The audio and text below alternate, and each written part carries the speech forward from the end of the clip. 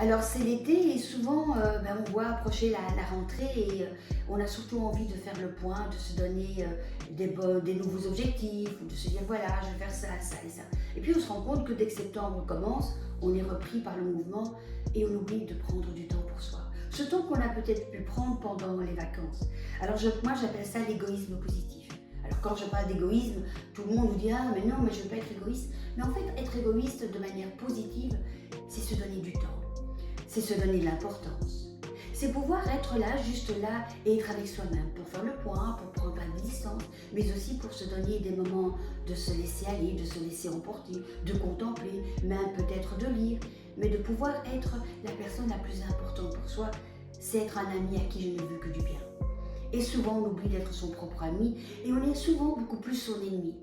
On s'aime pas, on n'aime pas son corps, on n'aime pas comment on est. Et donc en fait je me dis mais c'est quand même douloureux de vivre avec son propre ennemi.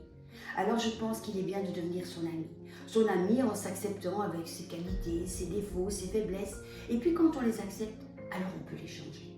Et alors on peut devenir son meilleur ami. Et quand on est son meilleur ami, alors on a envie de lui donner du temps, de l'importance. Et je vous conseille de faire ça avec vous-même.